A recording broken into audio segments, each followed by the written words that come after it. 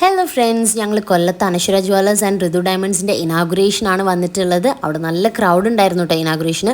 അനശ്വര രാജനാണ് inauguration ചെയ്യുന്നത്. കഴിഞ്ഞ തവണ എറണാകുളത്തെ ഷോറൂമും അനശ്വര തന്നെയായിരുന്നു ഇനാഗുറേഷൻ ചെയ്തത്.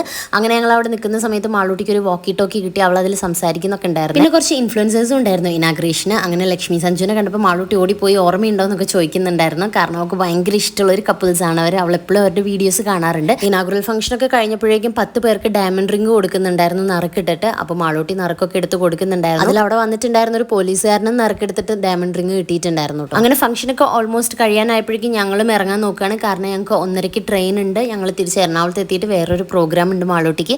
അതുകൊണ്ട് ഞങ്ങൾ എല്ലാവരോടും ബായ് ഒക്കെ പറഞ്ഞിട്ട് അവിടെ നിന്ന് ഇറങ്ങി. ഷെമീംക്ക് ഉണ്ടായിരുന്നു, അവരുടെ കൂടെ കേട്ടോ ഞങ്ങൾ ഇറങ്ങിയിട്ടുണ്ടായിരുന്നത്. അപ്പോഴാണ് ഞാൻ ഈ വീഡിയോയിൽ നൈല് കാണിച്ചില്ലല്ലോ നോർത്തെ. അതുകൊണ്ട് നല്ല ഭംഗിയുള്ള കുറച്ച് പൂക്കൾ കണ്ടപ്പോൾ അവിടെ പോയി ഒരു വീഡിയോ എടുത്തു. പിന്നെ ഞങ്ങൾ ഹോട്ടലിലെത്തി ഫുഡൊക്കെ കഴിച്ചു. നല്ല സദ്യയാണ് കഴിച്ചിട്ടുണ്ടായിരുന്നത്. മാളൂട്ടിയും സച്ചും ഒരു ഇലയിലായിരുന്നു കേട്ടോ കഴിച്ചിട്ടുണ്ടായിരുന്നത്. ട്രെയിൻ മിസ്സാവുമെന്ന് കരുതിയിട്ട് ഞങ്ങൾക്ക് നല്ലോണം ആസ്വദിച്ച് കഴിക്കാൻ പറ്റിയില്ല കേട്ടോ. എന്നിട്ട് ഞങ്ങൾ പെട്ടെന്ന് ഫുഡൊക്കെ കഴിച്ചിട്ട് അവിടെ നിന്ന് ഇറങ്ങിയപ്പോൾ നമ്മൾ ഇനാഗുറേഷൻ ഉണ്ടായിരുന്നവരൊക്കെ ഫുഡ് കഴിക്കാൻ വന്നിട്ടുണ്ടായിരുന്നു. അങ്ങനെ അവരോട് പിന്നെയും ബായ് പറഞ്ഞ് ഞങ്ങൾ റെയിൽവേ സ്റ്റേഷനിലേക്ക് പോയി. നിസൈ ഷെമീമൊക്കെ ഞങ്ങൾ റെയിൽവേ സ്റ്റേഷനിൽ ആക്കി തന്നിട്ടാണ് പോയിട്ടുണ്ടായിരുന്നത്. പിന്നെ എറണാകുളത്ത് പോയിട്ട് എന്താണ് പ്രോഗ്രാം എന്നുള്ളത് അടുത്ത വീഡിയോയിൽ കാണാം. Bye bye.